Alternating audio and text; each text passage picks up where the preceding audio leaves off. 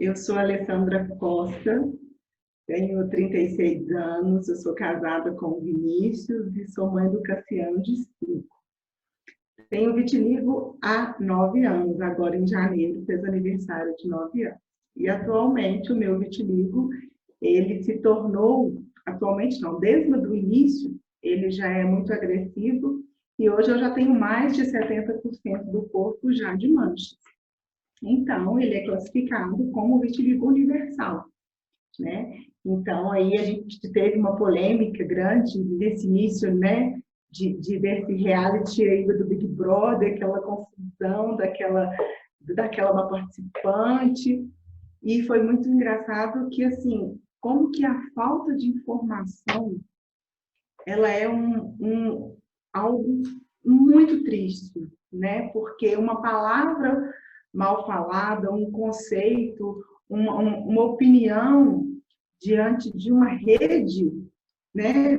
A Rede Globo, vamos dizer assim, o quanto que isso é impactante, né? Então, as pessoas com vitiligo, elas representam 1% da população mundial. Então, ou seja, é muito pouco. Então, quando eu tomei consciência disso, eu falei, gente, eu fui escolhida no meio desses milhares de pessoas. Eu sou no meio desse 1%. Eu sou diferente. Olha que máximo, né? Então, assim, a minha aceitação, ela partiu do início dessa percepção. Então, eu sou especialista em psicologia positiva, pedagogia empresarial, gestora de recursos humanos e administradora de empresa, além de modelo e manequim com vitiligo, é claro, né? Então, esse vitiligo aí, ele veio, tem 2 anos que eu, de fato, o aceitei, o acolhi, abracei e tomei posse dele. E o quanto isso foi libertador. Então, enquanto por 7 anos eu vivia numa dor gigantesca por conta dele, me escondendo, e foi quando eu fiz a minha formação de coaching, após 1 ano e 3 meses de nascimento do meu filho, porque antes eu tinha feito uma transição de carreira, eu tive uma depressão muito forte, onde eu tive que optar por continuar trabalhando onde eu trabalhava, ou dar uma nova opção de vida para mim. E aí eu decidi, depois de muita luta, dar essa outra oportunidade para a minha vida. Abrir mão de tudo que eu tinha, daquela segurança insegura, né? Porque muitos de nós, a gente passa um tempo, às vezes uma vida inteira, baseada, não, esse emprego é seguro, eu vou ficar aqui. É aquela falsa segurança, porque a gente não vê o preço que a gente paga pelaquela segurança. Mas tudo tem o seu tempo, tem os seus porquês e os seus para quê. E aí lá começou a despertar em mim uma nova Alessandra, uma Alessandra que eu não conhecia. Eu desconfiava, mas ela estava muito escondida, né? E quando o vitiligo veio, eu tinha 1 ano e meio de casado. Foi um susto muito grande. Eu estava viajando e na viagem eu fui para a praia. No segundo dia as manchinhas já apareceram. Então eu fui sem vitiligo e voltei com vitiligo. Nossa, mas o diagnóstico já foi feito na praia mesmo? Não. O diagnóstico. Você não sabia o que era? Eu suspeitei. Quando eu vi, porque a minha cor era essa daqui. Uhum. Hoje eu nem passei muita maquiagem para a gente ver. Então, assim, minha mão já está quase toda tomada. Então, eu sempre fui morena. E o sol, e um dia de sol, eu ficava com aquele bronze muito bonito. Então, eu fui, né? Então, primeiro dia de sol, você já dá aquela bronzeada. E as manchas vieram na ponta dos dedos da mão, do pé, e as manchinhas no rosto. E como onde eu estava, a água era muito clara, a areia era muito branquinha, eu já percebi, mas porque meu marido e minha irmã me falaram assim, não, Alessandra, isso é micose. E eu tinha estudado com um rapaz que tem vitiligo durante 4 anos, e ele me contava, né, o processo dele, e eu já falei assim, tá, mas como era uma viagem dos sonhos, eu falei, não, eu não vou atrapalhar a minha viagem. Eu desliguei daqui do Brasil, fui para lá, e quando eu voltei, aí eu procurei um médico, né? Eu fui em 3 médicos. O primeiro médico, ele foi assustador, o diagnóstico dele. Ele falou, olha, é vitiligo, esquece a sua vida agora não tem mais, você não vai ter mais prazer de sol, você não pode mais ficar no sol. Aí eu disse para ele, doutor, mas como assim? Vitiligo, quando a gente não vai fazer um exame, alguma coisa? Nem na lupa ele não me olhou, ele não, porque existe uma lâmpada, né, que os médicos olham, porque quando fica escuro, aí a gente vê as manchinhas. Ele não fez nada. Aí eu disse para ele, mas eu tô recém-casada, eu tenho o sonho de ser mãe. Ele falou assim, esquece, você quer que o seu filho ele nasça com manchas? Eu falei, não. E dentre outras barbaridades terríveis. Mas o vitiligo, ele é hereditário? Então, eu falo que o vitiligo, ele é uma doença muito misteriosa. Tem estudos que falam que ele pode ser hereditário, mas no meu caso, o meu bisavô materno que tinha.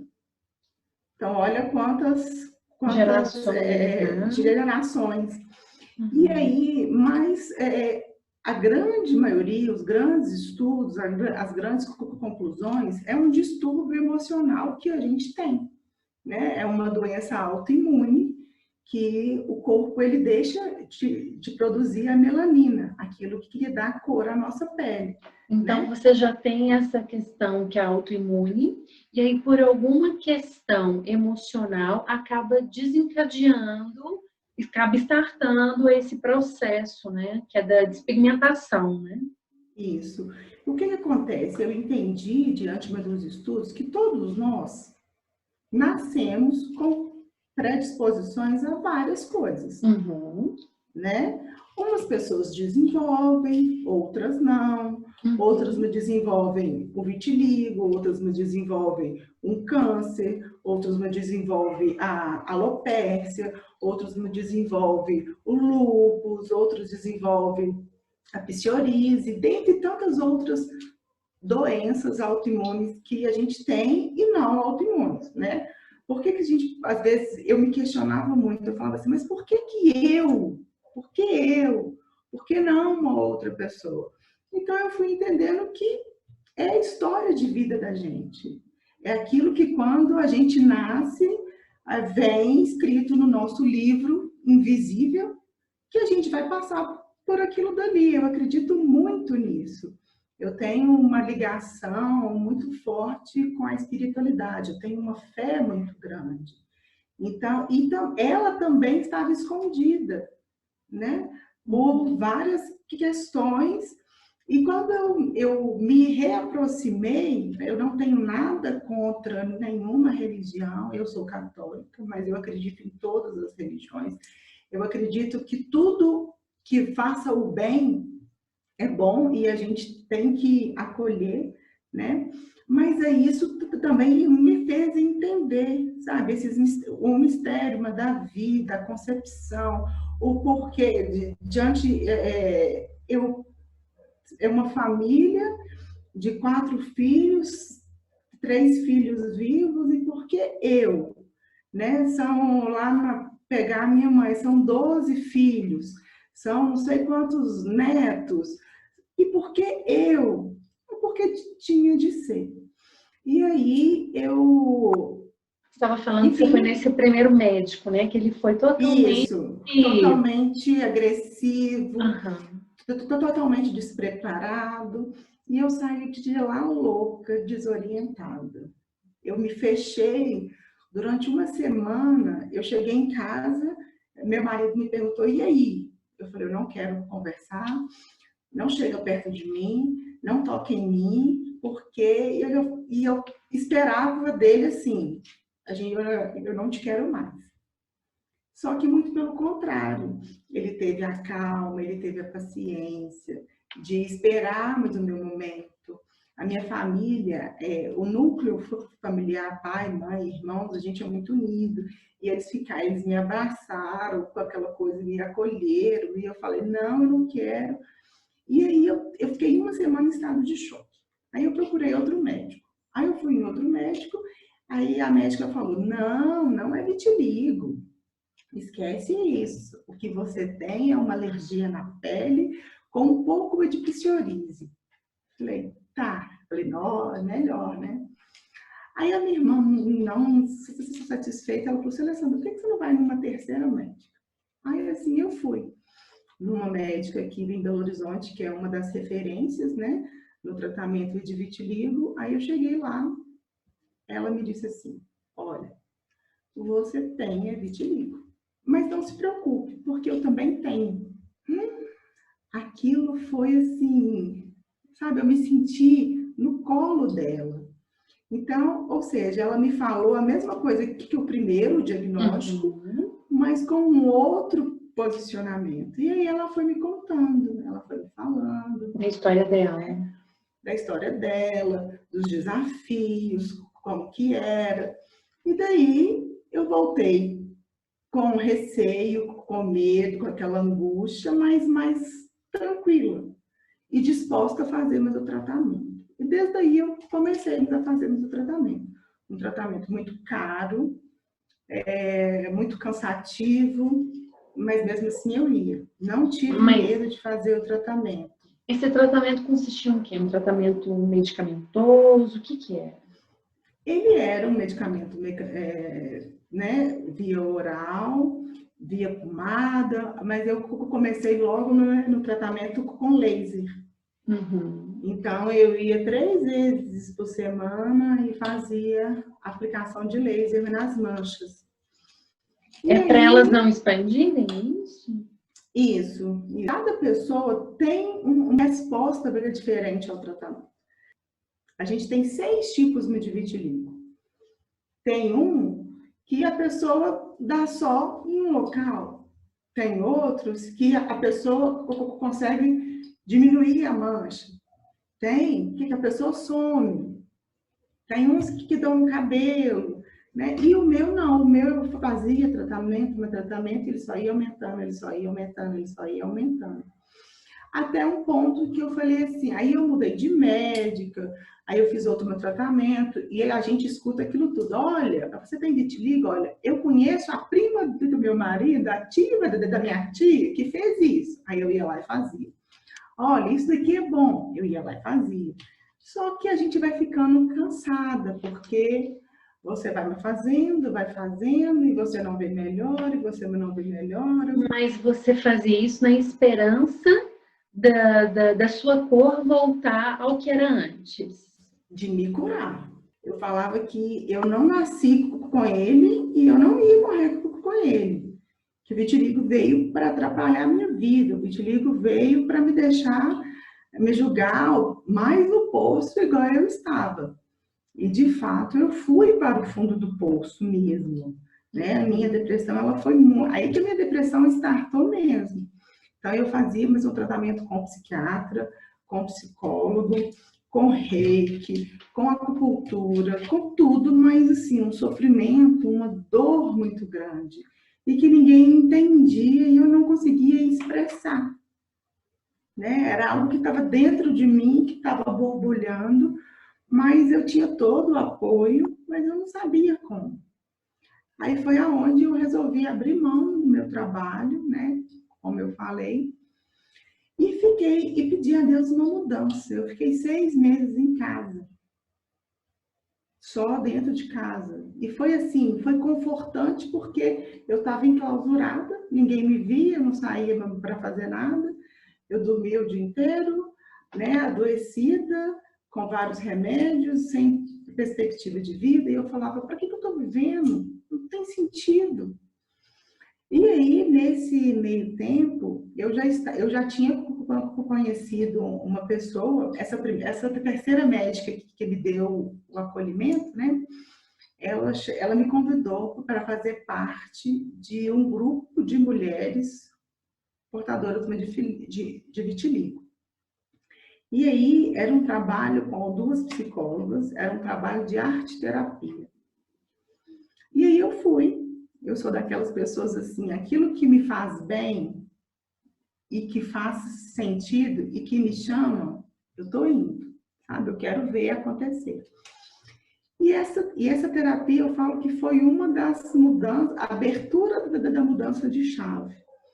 Porque eu era uma pessoa muito teimosa, muito rígida, muito exigente. A minha vida era só trabalho, trabalho, trabalho. Então, eu trabalhava na gestão de uma empresa de construção pesada, onde eu era praticamente a única mulher, né, com vários homens. Então, eu achava que para eu ter o respeito deles, eu tinha de me comportar como eles. Ou seja,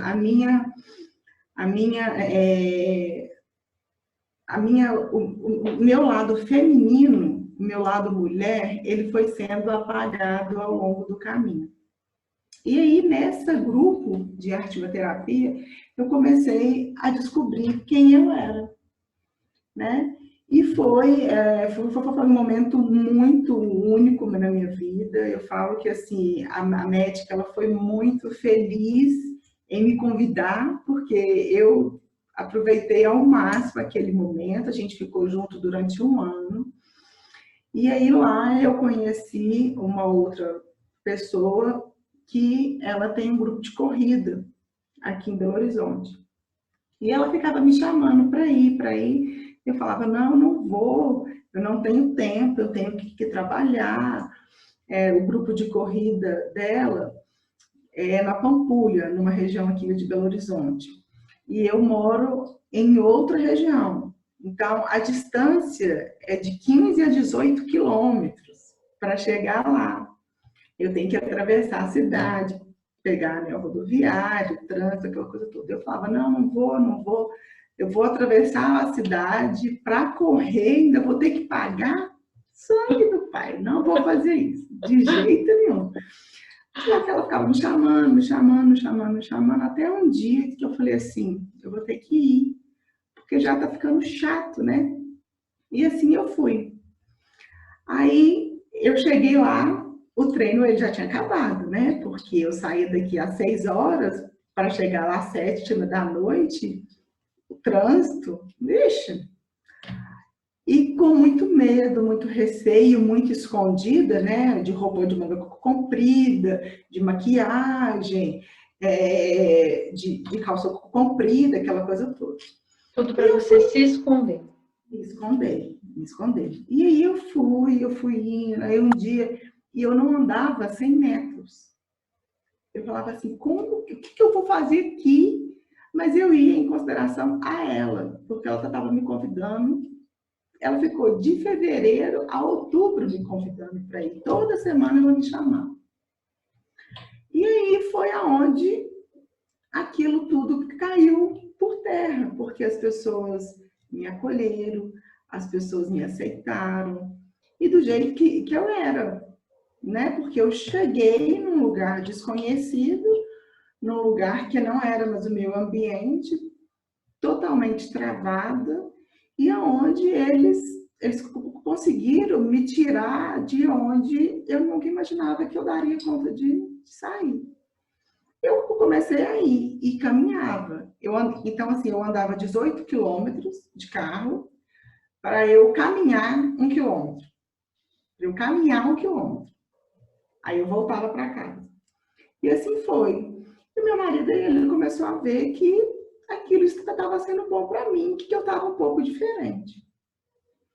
Aí até que ele começou a ir também. No primeiro ano de corrida, eu machuquei o ano inteiro, mas mesmo assim eu ia. Falei, não, eu vou ir caminhando. Os meus primeiros 5 quilômetros foi assim, eu me senti uma maratonista, né? Porque foi aquele sucesso e muito apoio. E quando a gente entra num grupo quando a gente começa a correr, eu vou falar mais da corrida porque eu tenho propriedade para isso, a gente quer se inscrever para a prova. A gente quer ter uma medalha, a gente quer ter uma camisa daquela prova e tudo mais. E falar assim, eu sou corredora. Nossa, que ótimo. E aí, eu peguei, mesmo adoecida, a gente resolveu a fazer uma viagem no final do ano. E normalmente essas viagens internacionais ou uma prova muito concorrida, a gente faz com muita antecedência. E a gente comprou a viagem para a Disney, para correr na Disney, em janeiro do outro ano. E treinando, aí no meio desse ano, eu saí da empresa onde eu trabalhava, né? Eu já falei isso, eu tive uma suspeita de câncer de colo do útero, aí eu comecei a fazer o tratamento, então tudo que podia acontecer para me jogar para baixo estava acontecendo. Em dezembro aqui, eu fiz a volta da Pampulha, a famosa volta internacional da Pampulha aqui em Belo Horizonte. Andando, 18 quilômetros andando. Uai, de 1 foi para 18, né? Sensacional. E aí, em dezembro, no final de dezembro, a gente foi para a Disney. E no meio, né, aquele tumulto todo, eu desempregada, a vida inteira eu fui muito independente e ao mesmo tempo eu me vi dependente dentro de casa com o marido e eu me viajando para a Disney. Imagina, os Estados Unidos, eu não falo inglês, o meu marido ele também não, e fomos. Aproveitei ao máximo. Quando eu voltei, eu falei, não, ano que vem, vida nova, ano novo. Fiz os 21 quilômetros lá, andando. E me senti assim, a maratonista. Quando eu voltei, eu descubro que eu estava grávida. E aí eu falei, Deus, você é louco? Eu pedi uma mudança, mas eu não pedi um filho. Que mudança é essa que você está fazendo na minha vida? Que loucura! Aí foi aquele turbilhão de emoções de novo, né? Tomando medicação, desempregada, eu falava, como que eu vou ser mãe desempregada? Eu tenho que ter um dinheiro, eu tenho que ter uma segurança, eu tenho que ter uma profissão. Como assim? Quem que vai me contratar grávida? Ninguém, aquela coisa. E eu parei de tomar o remédio da noite para o dia. Porque eu lembro que a minha médica, ela estava viajando, eu liguei para o meu psiquiatra. Um remédio do vitiligo? Não. Ou da depressão? Da depressão. Uhum. Aí ele falou assim, mas vem cá. Aí eu fui, ele conversou comigo, eu falei, não, eu quero uma parar hoje. E já tinha 2 anos e meio que eu já estava em tratamento, ou seja, o meu corpo ele já estava acostumado com aquela medicação, né? Uhum. E então eu tive abstinência do remédio durante os 3 primeiros meses de gravidez. Eu ficava alucinada. Eu falava, meu Deus, o que eu vou fazer? E aí levei a gravidez, né? Não de uma forma, aquele sonho que eu tinha de ser mãe, aquele medo. Aí eu lembrava aquela vozinha daquele primeiro médico me falando que o meu filho ia nascer manchado. As pessoas me perguntavam assim, mas você não tem medo do seu filho nascer manchado? Eu falava assim, olha, medo eu tenho. As pessoas perguntavam assim? Sim, perguntavam assim. Às vezes, a gente contando, falar, ah, não, mas acreditem. As pessoas ainda perguntam. A desinformação, olha só para você ver, ela começou de um próprio médico, um profissional da área. Então, o que a gente esperar de pessoas normais? Seres desinformados, né? E quando você fala, não tem jeito de você voltar, engolir aquela fala de volta. Você já falou. Já falou. Já falou, né? Então, assim, a gente tem que ter muito cuidado com o que a gente pede. Inclusive, eu me questionava muito isso, eu me questionei muito a Deus a isso. Depois eu entendi que não, Alessandra, você não pediu uma mudança de vida, Ele te deu uma mudança de vida. Então, até para coisas boas, a gente tem que estar preparado. Porque se a gente pede, Se a gente mentaliza algo, as coisas vêm. Uhum. E às vezes, não no nosso tempo, mas no tempo de Deus, né? Essa mudança veio, eu pedi uma mudança. E aí, eu fiquei, aí eu criei várias expectativas da gravidez. Eu tinha de ser, o meu parto ele tinha de ser mesonormal, eu ia dar leite, amamentar até mais de 6 meses exclusivo. Eu não ia ficar na casa da minha mãe, porque eu dava conta de resolver as coisas sozinha, só que não foi assim.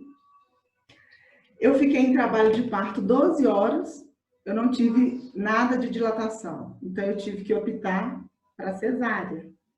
Foi a mesma coisa de estar dando uma facada em mim. A minha médica, ela ficou comigo o tempo inteiro, e ela falava, Alessandra, vamos, Alessandra. Aí eu falava, não, imagina, eu vou receber o meu filho de cesárea, eu vou estar agredindo meu filho, aquela coisa toda, porque a gente lê muito disso, né? A sociedade cobra, aquilo tudo, enfim. Aí eu fui fazer a cesárea. E eu passei mal após o parto. Eu desmaiei 2 vezes no hospital, eu fiquei muito fraca. Mas eu já estava fraca emocional. As minhas emoções estavam totalmente confusas, né? Uhum. E aí, quando o Cassiano nasceu, e aquele medo de olhar para ele e ver algo que eu não queria ver, né? Aí ele nasceu perfeito, lindo, chorou, e meu marido, ele nunca tinha pegado um bebê, e ele falou assim, e o que eu faço agora? Eu falei assim, filho, é seu, se vira, eu não dou conta, eu estou destruída, eu estava exausta. E aí ele tomou frente de tudo. Aí veio a amamentação. Ele não queria mamar, não saía leite. Ah, você não tem bico. Eu falei, gente, como que eu não tenho bico? Eu tenho peito, eu entendi que bico era um mamilo, aquela coisa toda. Não, aí comprei aquele bico de silicone para ver e estimular ele a mamar. Ele mamava, aquela coisa bem devagar, com 1 mês e meio, ele perdeu peso. Aí o médico falou assim, Alessandra, o seu leite não está sustentando, vamos iniciar a fórmula. Aí eu desabei mais uma vez. Eu falei, não é possível, que mãe é essa que eu não estou dando... Eu dei banho nele depois de 20 dias. Eu sentia dor da ponta da cabeça à ponta do pé. Eu não queria ver ninguém para me visitar. Eu não queria ver ninguém. Eu fiquei na casa da minha mãe 21 dias. E eu só vim embora porque meu marido ele falou assim, chega, hoje eu vou embora.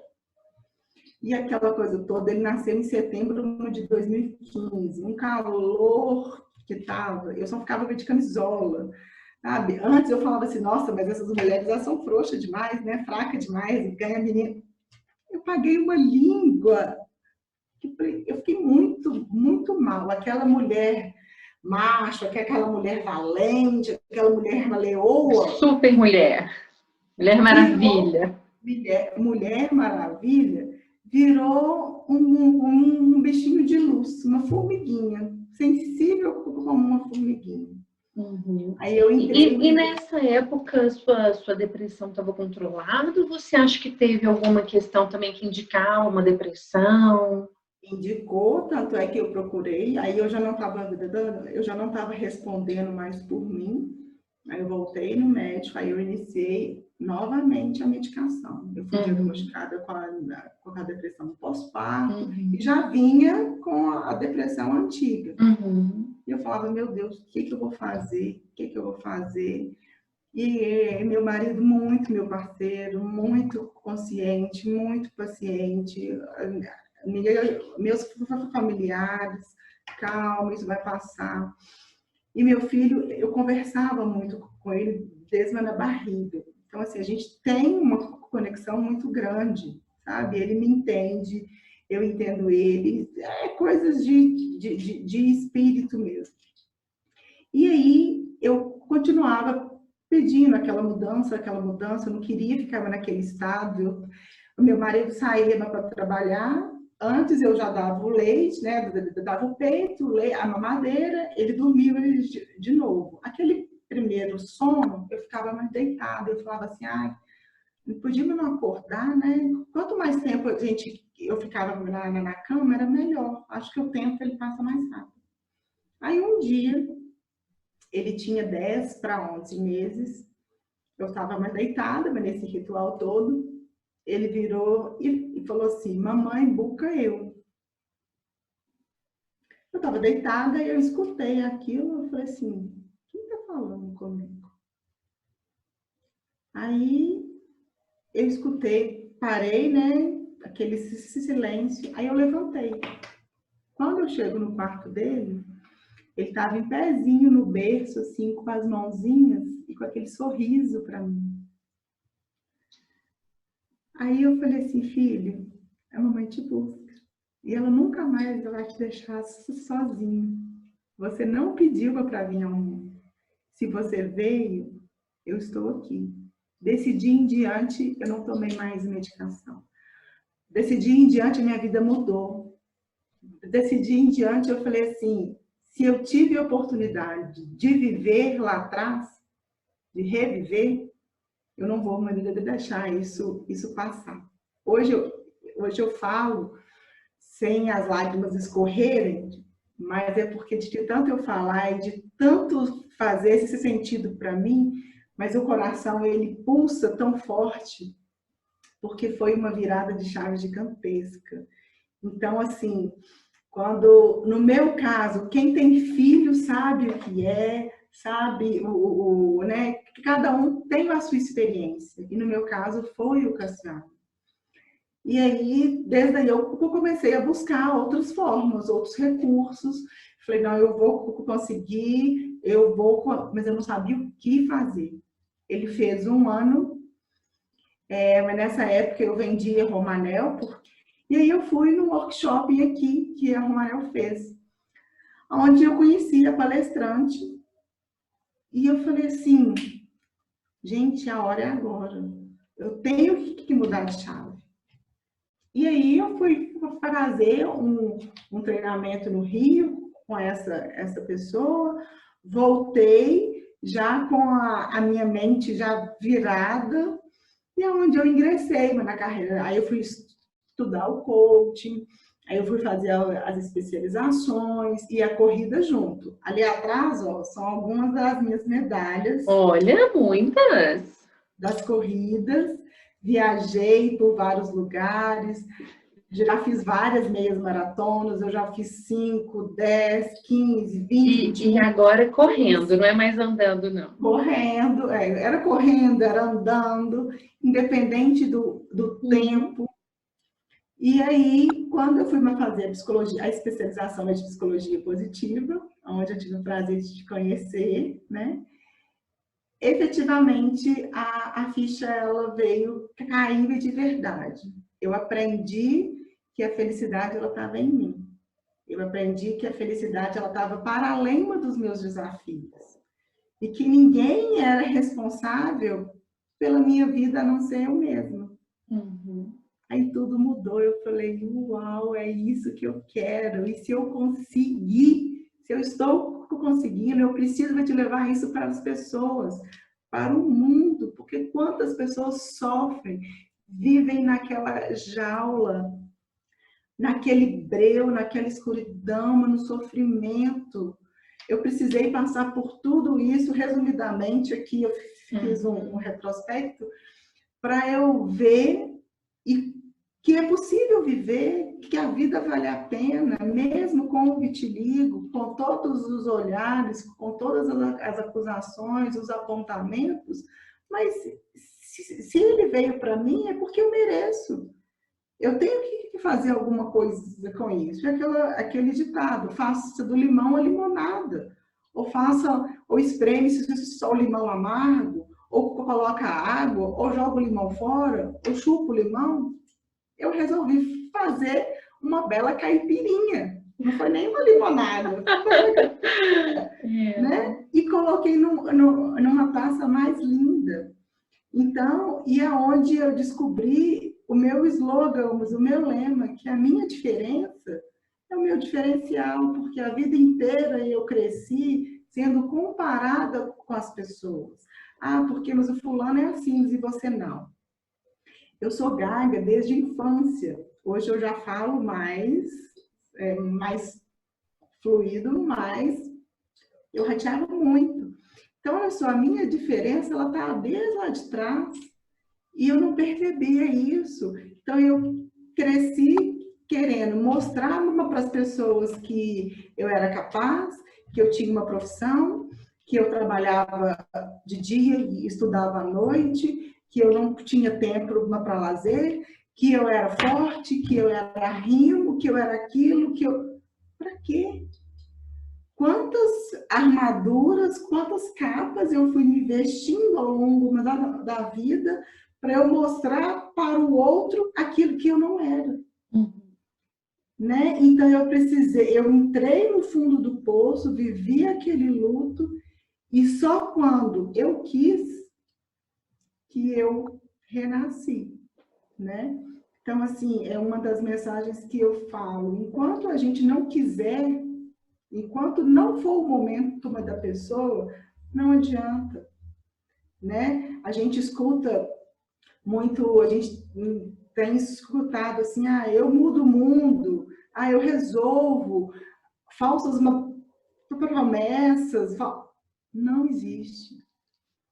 As pessoas, enquanto você não quiser, enquanto você não der olhar para a sua questão, para você, nada vai resolver, né? Então, assim, o vitiligo, ele veio para me trazer aqui, diante de você, para contar um pouquinho, né? Porque se o vitiligo não tivesse vindo, eu nem sabia onde eu estaria hoje. Mas, graças a Deus, eu estou aqui, viva, cheia de vida. Eu falo que as pessoas têm receio de falar a idade. Eu falei, gente, eu não tenho, porque eu aprendi a viver após os 30 anos. Até 30 anos eu vivia numa caverna totalmente escura, totalmente amargurado, infeliz, culpando o outro pela minha infelicidade. Então, a cada ano que passa, eu me sinto mais jovem, porque eu vou descobrindo o que eu posso, que eu consigo e que eu sou capaz. A corrida, um dos ensinamentos mais fortes que a corrida trouxe para mim é: o seu resultado, ele só depende de você. É o esporte mais coletivo que existe, porque a gente divide o mesmo espaço com todas as pessoas, milhares de pessoas. Tem provas que são milhares de pessoas mesmo. E que ali, naquele momento, ninguém fala de dor, ninguém fala de problema, e todo mundo te ajuda, e todo mundo te apoia, e todo mundo torce por você. Você já pensou se a sociedade ela pegasse um pouquinho desse espírito, né, que é uma corrida? Eu falo assim, se você nunca foi assistir uma corrida, vá. Porque é uma emoção tão grande, é uma energia tão grande. Eu já viajei para assistir corrida, os nossos amigos, eles correndo. Imagina, olha que loucura. Mas é tão bom, porque você fala assim, gente, aquela pessoa, ela fez por merecer. Ela conseguiu porque ela treinou, ela aprendeu e ela teve o resultado dela. Ali se superando, né? Está se superando. E bacana você trazer isso, porque, na verdade, o vitiligo é uma questão que é estampada, né, no seu corpo, então não tem como você esconder. Talvez outras tantas doenças, outras tantas coisas, as nossas fragilidades, a gente pode escondê-las de diversas formas. Mas quando está uma questão estampada na sua pele, não tem como você esconder, né? E a partir do momento em que você tomou isso para si, é uma característica sua. Assim como o seu cabelo enroladinho, você também tem vitiligo.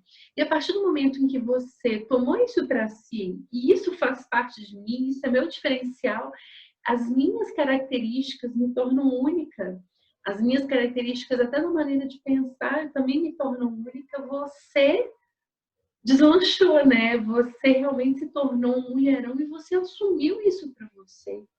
as outras coisas vieram aos pouquinhos e eu te acompanho aí nas redes sociais e você sempre tem essa mensagem bacana para as pessoas, sempre com um sorriso no rosto. E para mim, você me passa uma imagem de que o vitiligo hoje é parte de você, mas é como se você se sentisse orgulhosa disso também, né? Talvez é por essa história de superação que o vitiligo te ensinou. E, Cíntia, eu paro para pensar, hoje, mais do que nunca, as redes sociais, elas têm influenciado muitas pessoas, positivamente e negativamente. Ali é um retrato, né, da sua vida. Existe pessoa que é 100% feliz o tempo inteiro? Impossível. Existe uma pessoa que é triste o tempo todo, a vida inteira? Não. Né? Mas tem pessoas que só querem se expor, mas é aquela coisa, a minha diferença estava na minha pele, a minha dor estava na minha pele. Quantas pessoas têm dores embutidas, sofridas, que não conseguem se expor e vendem uma outra coisa? O sofrimento é muito maior, porque antes meu sofrimento era na minha pele e eu escondia nas roupas, nas maquiagens e no meu núcleo, né? Então eu estou trazendo esses dois exemplos. Só que chegou um ponto que eu explodi. Só que eu explodi e consegui juntar os caquinhos e refazer um novo percurso, né? Então, assim, eu chamo a atenção, a minha intenção para as pessoas é despertar nelas um motivo para a ação de mudar o percurso da vida. Porque a vida a gente só tem uma, a oportunidade, ela é muito curta. Ela passa num piscar de olhos. E quantas pessoas não têm, não vão ter ou não tiveram a oportunidade, a segunda chance igual eu tive. Eu tentei fazer suicídio. Imagina, isso é muito forte. Então, assim, a depressão é muito séria. A gente tem que ter muito cuidado com a depressão. E você tinha sempre, com relação ao vitiligo, assim, era um receio do julgamento do outro, do que as pessoas iam te falar? Você chegava realmente a escutar alguma coisa de maneira depreciativa? Olha, no contexto, quem mais me julgava era eu mesma. É incrível isso, sabe? O preconceito maior era meu. Estava em você. Eu me destruía muito mais do que as outras pessoas. Porque as outras pessoas, elas me falavam assim, Alessandra, a gente não está enxergando nada em você. Eu falava, como não? Claro que está aqui. E eu não deixava transparecer. Eu usava muita maquiagem, eu usava roupa de manga comprida, eu não ia à praia, eu ia para o sítio do meu pai, eu só ficava de roupa longe. Então, assim, hoje, eu não fico no sol, porque eu não dou conta. A minha pele é muito sensível. Mas eu me permito colocar um biquíni, um maiô de manga comprida, porque eu me sinto mais confortável, uma blusa de proteção. Eu entro na água, eu saio da água e fico na sombra. Né? Eu me permito colocar uma blusa de alça e sair. Eu me permito colocar um vestido, e foi assim, num ano que eu estava mais aguçada, essa dor minha, eu fui madrinha de casamento de 5 casais. Imagina, eu me produzi vestido de festa, mas normalmente, e eu sempre tive, mas o meu estilo, assim, que não era, eu nunca gostei de coisas demais, eu sempre gostei de uma coisa clássica, mas com um toque abusado. Era um sacrifício para mim eu escolher roupa, porque eu não queria me mostrar. Então, eu cheguei a usar vestido de manga igual uma senhora. E eu falava assim, não, eu tenho que me proteger aqui, porque o que, que as pessoas não vão me falar, né? E num determinado ponto, as maquiadoras, hoje já tem várias, o negócio explodiu, mas há 5 anos atrás, era difícil você ter uma maquiadora que entendia, né? Como se fosse uma maquiagem, eu saía, mas igual uma palhaça, uma parte do rosto de uma cor, a parte de baixo outra, né? Porque estava cheia de manchas, eu me sentia horrível, não gostava de tirar foto, eu ficava assim muito introvertida, e eu sempre fui muito extrovertida. Eu sempre assim, eu não me achava, mas as pessoas me achavam extrovertida, porque eu também não me permitia nem ser isso. Então, o preconceito maior. Eu tive, sim, olhares. É muito engraçado que as crianças, no primeiro ano de escola do meu filho, eu fui buscar ele, aí um coleguinha, ele virou e falou assim, nossa, a mãe do Cassiano está toda suja. Aí ele veio correndo muito bravo, e ele se posicionou e falou assim, a minha mãe não está suja, a minha mãe tem vitiligo. Sabe? Aí a criança passava a mão assim, olhava para saber se estava suja, elas perguntam, mas o que é isso? Aí antes me trazia dor, então hoje eu já brinco, eu falo assim, olha, você sabe, aquele cachorro grande, que sabe aquela vaca bonita que tem lá na roça, aquela toda, então, eu também sou, então a gente vai criando formas de se entender. Meu filho já me perguntou uma vez por que se ele nasceu da minha barriga, por que eu tenho mancha e ele não tem? Ele me perguntou, e aí eu fiquei assim, o que eu vou responder para ele? Quanto tempo eu vivi, eu não me olhava no espelho. Eu não percebia quem eu era. E hoje eu adoro me olhar no espelho, né? Porque cada pessoa é única. Eu entendi que o que eu penso é diferente do que você pensa. E o que você pensa é diferente. E que está tudo bem. As pessoas, às vezes, querem um equilíbrio ou conforto.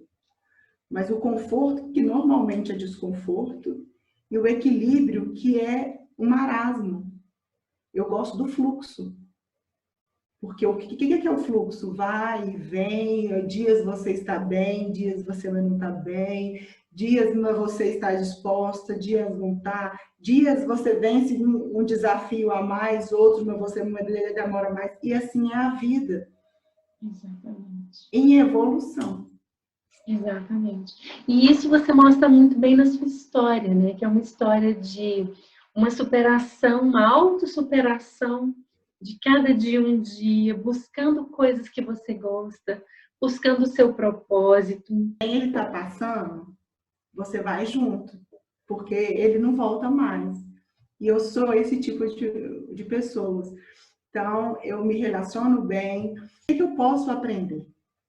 E aí, uma pessoa, né, uma amiga minha, ela tem uma indústria de produtos de cabelo, e ela foi e me chamou. Você topa para fazer um trabalho para mim? Eu falei, hã? Eu falei, não, vamos. Eu falei, tá bom, vou. Aí, mas ela falou assim, olha, mas eu quero que você vá sem maquiagem. Eu falei, o quê? Ela eu quero você sem maquiagem. E na época eu tinha o meu cabelo grande, né? Eu fui com a cara e com a coragem, porque eu falei assim, eu tenho que vencer. Eu decidi vencer. Então, esse vai ser um desafio. Eu fui e eu amei aquilo lá, porque é onde eu tive contato com várias pessoas, onde eu encontrei a diversidade em mim mesma. Porque tinha modelos já profissionais, tinha amadores, tinha negro, tinha gordo, tinha magro, tinha gente de cabelo liso, tinha gente de cabelo anelado, tinha casal, tinha homossexual. E eu falei assim, gente, esse é o mundo. as diferenças, elas se completam, sabe? E aí eu fui. Aí uma pessoa viu o meu trabalho, me convidou para fazer parte da campanha dela, que é a empresa de bijuterias que eu uso, que é a Raquel Guerra, onde eu trabalhei mais uma vez com a diversidade, a beleza feminina, onde tinha várias pessoas com características diferentes. Aí uma outra pessoa me viu e me chamou para fazer mais um trabalho com umas roupas. Aí eu fui para fazer o curso. Falei, não, eu quero aprender esse negócio. Aí fui fazer o curso. Aí fiz o curso, aí me agenciei numa agência aqui de Belo Horizonte. Aí dessa agência eu participei de um concurso. Aí eu fiquei em segundo lugar. Pois é segundo lugar no concurso Revelação Plus Size, é esse, né? Esse foi o segundo, não, o primeiro que eu fiz, eu tinha feito no ano passado. E aí eu ganhei em segundo lugar e eu fiz esse foi um desafio e tanto, porque era um concurso virtual, onde a gente tinha de usar os nossos próprios recursos, a gente tinha de fazer ele em casa, de uma forma amadora, com a própria câmera do telefone. Aí eu falei, nossa, eu adoro desafio, eu adoro aprender, eu adoro me superar, eu adoro fazer assim, não, se aquela pessoa fez, eu também posso fazer. Eu quero aprender isso. E aí eu fiz, sabe? E foi de agosto a janeiro. E a cada mês eram 2 provas, e eu me esforçava com aquilo que eu tinha, e eu fui me soltando, era um desafio muito grande, me posicionar nas câmeras, não ter uma produção assim específica, né? Total equipada, era aquilo que a gente tinha. Então, o grande ensinamento, a gente tem tudo que a gente precisa na gente mesmo, a gente não precisa das coisas grandiosas demais, não. Às vezes, um detalhe tão pequeno que às vezes a gente ignora, faz toda a diferença. Aonde me levou no segundo lugar, novamente. E eu fiquei muito feliz. E para mim é o primeiro, porque eu estou muito feliz e me divirto muito, porque a cada vez que eu me olho, eu me apaixono mais por mim, sabe? Eu vejo um brilho, uma verdade no que eu falo, no que eu sou. Eu sou isso que eu sou mesmo. Eu trago a minha família, a minha realidade, a minha vida real, né? Eu tenho um filho, eu tenho um marido, eu tenho as dificuldades de mãe, eu tenho as dificuldades de esposa, eu tenho as dificuldades de mulher, e tá tudo certo. Mas eu decidi superar as dificuldades. Então, é aí que eu estou me jogando para o mundo, para o modelo, para inspirando as pessoas.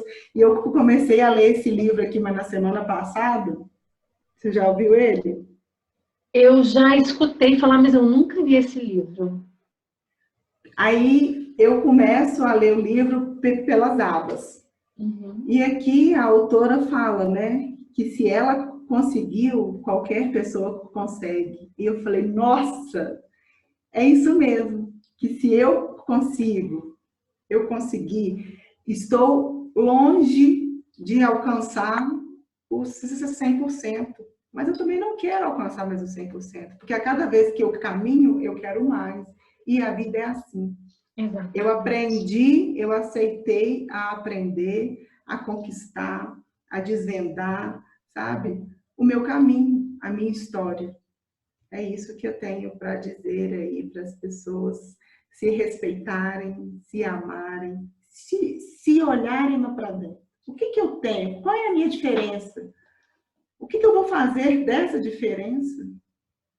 Tem muita coisa que a gente pode fazer. Com certeza, com certeza. E nesse momento, Alessandra, eu não tenho mais nada que te falar, a não ser te agradecer por esse momento, por essa partilha, por você se abrir comigo, sua generosidade, né, realmente de compartilhar suas dores e suas superações, que como a gente falou no início, pode inspirar tantas pessoas, pode acender tantas luzes, né, na vida das pessoas. Eu acho que esse é o nosso propósito, né? Fazer a diferença na nossa vida, obviamente, mas com isso também impactar outras vidas. E eu te agradeço muito por esse momento e que você siga aí o seu caminho, viu? Com muita luz, muita esperança e conquistando cada vez mais coisas, né? E eu só tenho que te agradecer muito